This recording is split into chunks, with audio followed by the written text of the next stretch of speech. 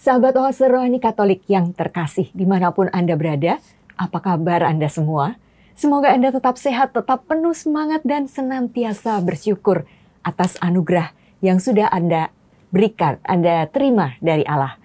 Dan Paus Fransiskus mengatakan, jangan pernah takut untuk memberitakan Injil, untuk melayani, dan untuk mengasihi. Sahabat Oase Rohani Katolik yang terkasih, senang sekali saya Bernadette Esther bisa hadir kembali dan menyapa Anda dalam acara Oase Rohani Katolik edisi hari ini dalam Pekan Biasa ke-16. Bersama Gereja Semesta, hari ini kita akan mendengarkan Sabda Tuhan melalui Kitab Yeremia, juga Injil Suci menurut Matius. Dan kita juga akan mendengarkan renungan dari Romo Yohanes Budi Raharjo SDB.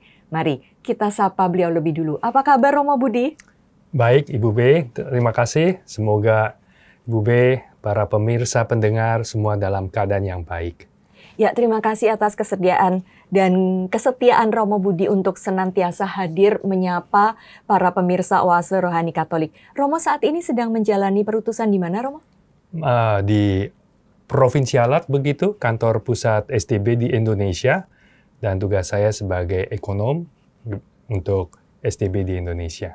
Baik, itu posisinya ada di daerah mana Romo kantor? Oh ya, itu rumahnya Wisma Salesian Don Bosco di Sunter.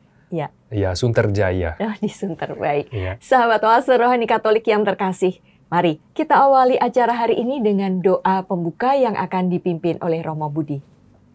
Dalam nama Bapa dan Putra dan Roh Kudus, amin. Allah Bapa Maha Kuasa, Engkau selalu melimpahkan semua hal baik bagi kami. Semoga kami senantiasa merawat dan menghidupi semua kebaikan yang Engkau anugerahkan. Biarkanlah dunia yang kami diami selalu penuh dengan damai-Mu. Dengan pengantaran Kristus Tuhan kami. Amin. Amin. Dalam nama Bapa dan Putra dan Roh Kudus. Amin. Sahabat Oase Rohani Katolik yang terkasih, antifon pembuka, berserulah kepadaku pada waktu kesesakan, maka aku akan meluputkan dikau, dan engkau akan memuliakan aku. Bacaan dari Kitab Yeremia bab 7 ayat 1 sampai 11. Tuhan bersabda kepada Yeremia, "Berdirilah di pintu gerbang Tuhan. Serukanlah di sana sabda ini dan katakanlah, dengarkanlah sabda Tuhan, hai sekalian orang Yehuda yang masuk melalui semua pintu gerbang ini untuk sujud menyembah kepada Tuhan. Beginilah sabda Tuhan semesta alam, Allah Israel. Perbaikilah tingkah langkah dan perbuatanmu, maka aku mau diam bersama kalian di tempat ini. Jangan percaya kepada perkataan dusta. Ini bait Tuhan, bait Tuhan, bait Tuhan. Hanya apabila kalian sungguh-sungguh memperbaiki tingkah langkah dan perbuatanmu, apabila kalian sungguh-sungguh melaksanakan keadilan di antara kalian sendiri, tidak menindas orang asing, yatim dan janda, tidak menumpahkan darah orang yang tak bersalah di tempat ini, dan tidak mengikuti Allah lain yang menjadi kemalanganmu sendiri, maka aku mau diam bersama-sama kalian di tempat ini, di tanah yang telah kuberikan kepada nenek moyangmu sejak dahulu kala sampai selama-lamanya. Tetapi ternyata kalian percaya kepada perkataan dusta yang tidak memberi faedah. Masakan kalian mencuri, membunuh, bersinah, dan bersumpah palsu, membakar kurban kepada Baal, dan mengikuti Allah lain yang tidak kalian kenal. Lalu kalian datang berdiri di hadapanku di rumah yang atasnya namaku diserukan, sambil berkata, kita selamat, agar dapat melanjutkan segala perbuatan yang keji itu. Sudahkah menjadi sarang penyamun rumah yang atasnya namaku diserukan ini? Aku melihat sendiri semuanya itu. Demikianlah sabda Tuhan. Syukur kepada Allah. Mazmur tanggapan dengan refren, betapa menyenangkan tempat kediaman-Mu, ya Tuhan semesta alam. Betapa menyenangkan tempat kediaman-Mu, ya Tuhan semesta alam. Jiwaku merana karena merindukan pelataran rumah Tuhan. Jiwa dan ragaku bersorak-sorai kepada Allah yang hidup. Betapa menyenangkan tempat kediaman-Mu, ya Tuhan semesta alam. Bahkan burung pipit mendapat tempat dan burung layang-layang mendapat sebuah sarang. Tempat mereka menaruh anak-anaknya pada mazbah-mazbah-Mu, ya Tuhan semesta alam, ya Rajaku dan Allahku. Betapa menyenangkan tempat kediaman-Mu, ya Tuhan semesta alam. Berbahagialah orang yang diam di rumah-Mu, yang memuji-muji Engkau tanpa henti. Berbahagialah para peziarah yang mendapat kekuatan daripada-Mu. Langkah mereka makin lama makin tinggi. Betapa menyenangkan tempat kediaman-Mu, ya Tuhan semesta alam. Sebab lebih baik 1 hari di pelataran-Mu daripada 1000 hari di tempat lain. Lebih baik berdiri di ambang pintu rumah Allahku daripada diam di kemah-kemah orang fasik. Betapa menyenangkan tempat kediaman-Mu, ya Tuhan semesta alam. Aleluya, aleluya. Aleluya, aleluya. Terimalah dengan lemah lembut sabda yang tertanam dalam hatimu, yang mampu menyelamatkan jiwamu. Aleluya. Tuhan bersamamu, Dan bersama rohmu. inilah Injil suci menurut Matius. Dimuliakanlah Tuhan. Pada suatu hari, Yesus membentangkan suatu perumpamaan kepada orang banyak. Hal kerajaan surga itu seumpama orang yang menaburkan benih baik di ladangnya. Tetapi pada waktu semua orang tidur, datanglah musuhnya, menaburkan benih lalang di antara gandum itu, lalu pergi. Ketika gandum tumbuh dan mulai berbulir, tampak jugalah lalang itu. Maka datanglah hamba-hamba tuan ladang itu dan berkata kepadanya, "Tuan, bukankah benih baik yang Tuan taburkan di ladang Tuan? Dari manakah lalang itu?" Jawab tuan itu, "Seorang musuh yang melakukannya." Lalu berkatalah para hamba itu, "Maukah Tuan supaya kami pergi mencabuti lalang itu?" Tetapi ia menjawab, "Jangan, sebab mungkin gandum itu ikut tercabut pada waktu kalian mencabut lalangnya. Biarkanlah keduanya tumbuh bersama sampai waktu menuai tiba.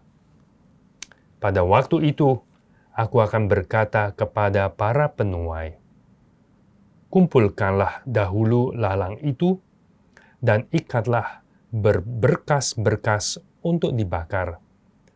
Kemudian kumpulkanlah gandumnya ke dalam lumbungku." Demikianlah sabda Tuhan. Terpujilah Kristus. Ya, Romo Budi, tadi dari kitab Yeremia, melalui Nabi Yeremia, Tuhan mengingatkan kepada bangsa Israel agar tidak mengandalkan dan membanggakan bait Allah, tetapi keselamatan itu berasal dari Tuhan yang diam bersama umatnya. Bukan bait Allah itu sendiri yang menyelamatkan. Apa inspirasi iman yang hendak Romo Budi bagikan kepada kami? Baik, Ibu Bey. Ya, saya sedikit menambahkan atau memberi info sedikit tentang nabi ini, Yeremia. Salah satu nabi besar di dalam Perjanjian Lama, salah satu nabi yang terkenal. Dan terkenalnya justru Yeremias ini banyak menderita. Sampai-sampai ada para ahli kitab suci yang melihatnya hidup Yeremia itu melambangkan Kristus yang menderita. Yeremia hidup di masa yang sulit dalam keadaan krisis kerajaan Yehuda, kerajaan di selatan, Yerusalem kotanya, karena sedang terancam akan dihancurkan oleh bangsa lain. Baik dari utara Assyria maupun dari yang lain adalah Babilonia. Ya. Ada juga dari kekuatan dari lain, Mesir gitu. Dan dalam keadaan yang krisis ini, Yeremia terus menyerukan kepada umat untuk kuat dalam iman, untuk setia kepada Tuhan. Dan itu yang akan menyelamatkan.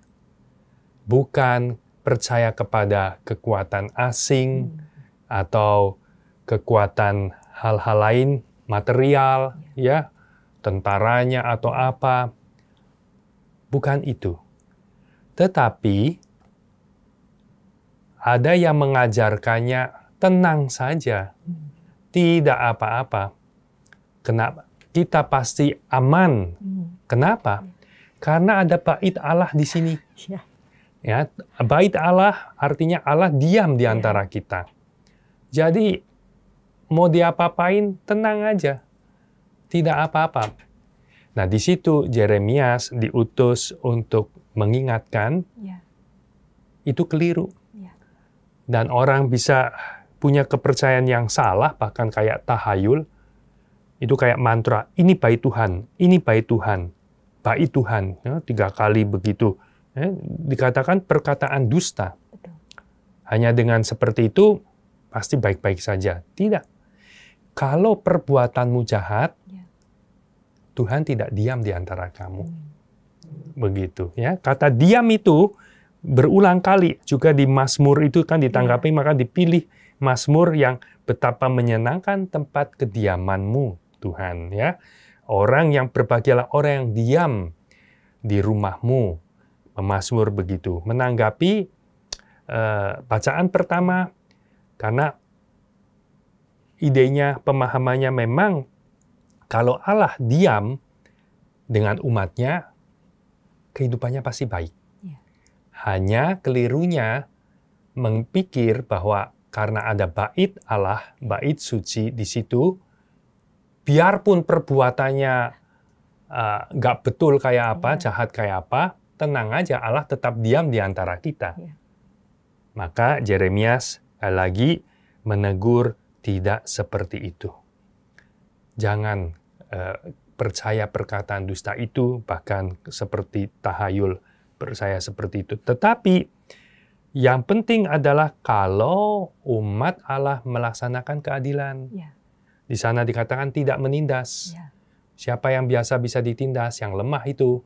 Orang asing, yatim piatu, janda, ya, gampang ditindas. Tidak menindas itu. Tidak menumpahkan darah orang yang tidak bersalah. Dan tidak mengikuti Allah lain, menyembah berhala, begitu ya. Dan hal-hal ini, kalau dilakukan, ya tidak hidup dalam yang benar, keadilan, jangan mengandalkan Tuhan, bahwa kamu akan tetap selamat. Ya. Di situ juga Yeremia mengingatkan lagi, masakan kalian mencuri, membunuh, berzina, bersumpah palsu, membakar kurban kepada Baal, berarti idolatri, ya, berhala. Itu kan semua hal-hal itu dalam 10 perintah Allah. Jangan, semua dilakukan. Masakan melakukan semuanya itu, lalu datang di hadapan Tuhan dan merasa baik-baik dan aman. Demikian. Pesannya sebetulnya sangat jelas, karena Nabi senantiasa menegur umat Allah yang salah jalan. Dan tentu itu buat kita dengarkan, menjadi refleksi buat kita, menjadi evaluasi buat kita. Jangan sampai kita juga akhirnya jatuh dalam pemahaman yang keliru. Pokoknya saya setiap minggu ke gereja, ya, menghadiri misa, aman-aman dan baik-baik. Tidak begitu, ya. Maksudnya orang sudah selamat pasti baik. Tidak begitu. Kalau perbuatanmu jahat, ya Allah juga tidak diam bersamamu, tidak menyertaimu. Kan Yesus adalah Allah yang menyertai kita, Emmanuel. Ya? Dan ketika misa sudah selesai, pergilah. Misa sudah selesai, kita diutus. Kita diutus itu untuk hidup dalam kebenaran, keadilan, seperti yang kita sudah dengarkan dalam firman-Nya, yang kita sudah rayakan di dalam Ekaristinya, semestinya seperti itu. Jadi, sabda ini memberi kepada kita pesan untuk kita juga memeriksa diri kita, ya, supaya kita menjadi punya keyakinan yang benar bahwa hanya kalau kita hidup di jalan Allah, setia pada perjanjiannya, dan buat kita adalah janji-janji baptis, ya, dan kita ikut teladan Yesus, disitulah Allah tetap diam dalam hidup kita, diri kita, dan kita menikmati keselamatan. Apapun kesulitan, tantangan hidup, ya, itu seperti gambarannya kerajaan Yehuda dikepung oleh musuh-musuh mau menghancurkan, itu menjadi gambaran hidup kita. Pasti kita punya dalam tanda petik musuh ancaman-ancaman yang seperti mau menghancurkan hidupku, keluargaku.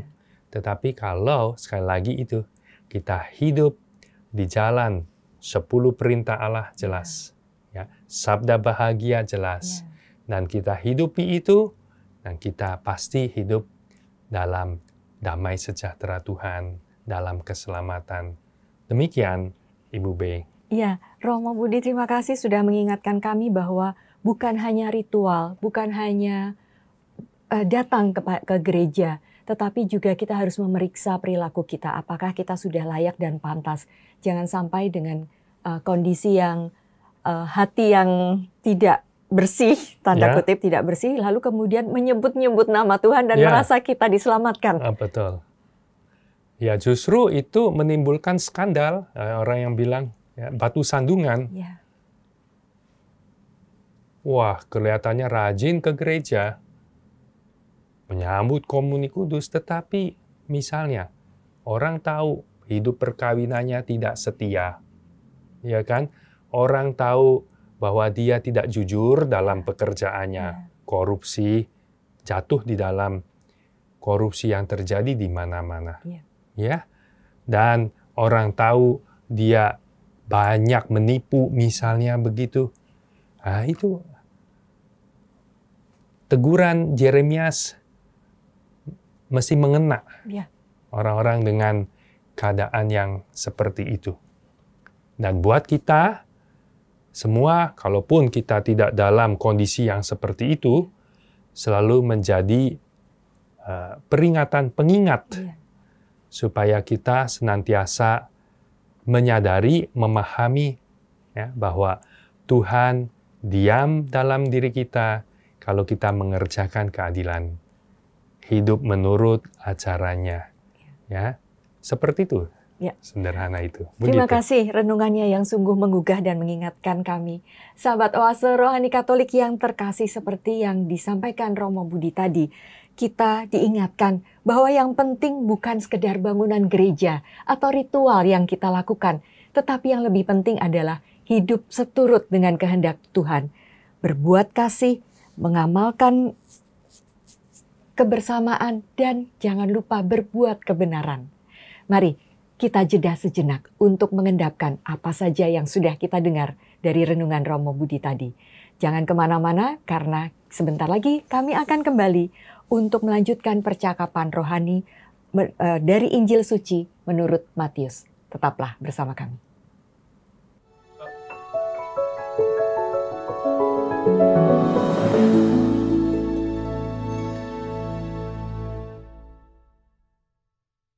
Sahabat Oase Rohani Katolik yang terkasih, terima kasih Anda masih bersama kami, Romo Yohanes Budi Raharjo SDB dan saya Bernadette Esther. Bila Anda punya pertanyaan, hendak sharing iman atau hendak mengajukan usul, Anda bisa menghubungi kami melalui email dengan alamat orkkaj2021@gmail.com atau mengirimkan pesan melalui WA dengan nomor 0881 0251 33438. Nah, mari sekarang kita lanjutkan perbincangan rohani kita. Romo Budi, tadi menurut Injil Suci, menurut Matius, Yesus menyampaikan pengajaran tentang rahasia surga melalui perumpamaan gandum dan ilalang. Apa inspirasi iman dari bacaan suci ini, Romo Budi? Baik, Ibu Bey. Perumpamaan yang kita dengar, Yesus banyak mengungkapkan perumpamaan mengenai kerajaan surga. Karena kerajaan surga itulah yang memang Yesus mau hadirkan. Mau supaya kita ini memasukinya, menjadi yang empunya, yang mempunyai, yang pemilik kerajaan Allah. Kenapa? Karena Tuhan mau kita itu hidup dalam berkat-Nya, dalam kebahagiaannya, seperti yang Ia rencanakan untuk kita. Ya. Sehingga ada banyak perumpamaan mengenai kerajaan Allah. Yang seperti apa? Yeah. Nah, ini salah satu yang kita mau dengarkan. Dan ini perumpamaan yang khas Matius. Hanya ada pada tulisan Matius. Dan dikomentari oleh ahli kitab suci, perumpamaan ini bisa disebut sebagai alegori. Karena setiap bagiannya bisa bersesuaian dengan satu keadaan realitas dan sangat sistematis dan dikembangkan dengan begitu baik oleh Matius penginjil. Nah, kalau saya sedikit hubungkan dengan bacaan pertama tadi bicara tentu tentang keselamatan. Itu kalau ada Tuhan diam di antara umatnya, selamat, itu betul. Tetapi bukan karena ada fisik baitnya di situ. Apapun perbuatannya pasti aman, itu keliru. Tetapi bait Allah seperti buat kita gereja dan ibadah di bait Allah buat kita ekaristi, itu adalah memang sumber Allah mau tinggal di dalam hidup kita, dan semestinya kemudian itu menginspirasi kita, membekali kita, menjadi kekuatan untuk kita bisa hidup menurut jalannya. Nah, kalau kita hidup menurut jalannya, ya kita masuk di dalam kerajaan Allah. Tetapi kenyataannya, ada yang baik, ada yang jahat. Dimanapun, di dalam masyarakat, bahkan di dalam komunitas umat beriman. Dan ini yang membuat juga sebetulnya konteksnya kiranya di antara jemaatnya Matius, ada juga yang tidak baik. Ini dari mana ini? Dari mana? Padahal semua yang ditaburkan adalah hal yang baik. Hal yang baik, betul. Pemilik itu, pemilik ladang adalah tentu Tuhan. Ya, dalam perumpamaan ini, Ia menaburkan yang baik. Dari mana? Dan perumpamaan ini mau mengatakan pasti bukan dari Tuhan. Bukan dari sang pemilik. Ada musuh yang menaburkan. Nah, kenyataannya seperti itu di dalam masyarakat, bahkan seperti tadi saya katakan di dalam gereja juga. Ya. Orang kemudian biasanya cenderung, kenapa sih Allah tidak memisahkan saja? Ya. Dan di sini ada renungan untuk kita bisa memahami. Kadang-kadang saya suka, apalagi orang muda, ya, Romo, kenapa Allah tidak membinasakan saja semua yang jahat-jahat itu, ya, supaya tidak bisa. Ya. Dan ada kebijaksanaan di sini dalam perumpamaan itu antara gandum dan lalang, itu mirip-mirip. Kalau dicabut menurut perumpamaan ini, bisa gandumnya juga ikut tercabut. Padahal yang Allah tunggu-tunggu adalah hasil akhir. Ya, jadi tentu di perubahan ini mau mengatakan bersabar. Bukannya Allah itu tidur, gitu kan? Gusti ora sare, itu tidak tertidur. Ada saatnya nanti ketika akhir zaman. Nah, di situ akan ada pemisahannya di situ. Tetapi di dunia ini tidak, dalam kebijaksanaan Allah, biarlah kedua-duanya tumbuh. Ya. Bahkan hal-hal yang jahat itu, kalau mau dilihat secara positif, itu menguji orang-orang baik terus bertumbuh makin baik. Makin menjadi penuh keutamaan. Ya. Saya kadang merefleksikan ya, keutamaan seperti kesabaran. Kalau tidak ada orang yang bikin kesal begini atau apa, nggak perlu kesabaran. Semuanya menyenangkan. Ya. Atau keutamaan pengampunan, kasih, mengampuni. Kalau nggak ada orang yang bersalah kepada kita, kapan kita mau mengampuni? Semuanya baik-baik saja. Ya. Tetapi karena ada yang jahat-jahat itu dan ada sisi di mana kita berkembang, ya, menjadi bisa makin penuh dengan keutamaan kebaikan. Lalu juga ada yang merenungkannya demikian. Tidak mungkin juga dipisahkan. Nah, ini lebih dalam renungannya. Karena sebetulnya batas yang membedakan ini baik, ini jahat. Kalau mau digaris begitu, itu juga melintasi diri kita masing-masing. Karena di dalam diri kita juga ada yang baik, ada yang jahat. Kalau itu mau di cut, begitu dipotong, itu juga mengenai diri kita.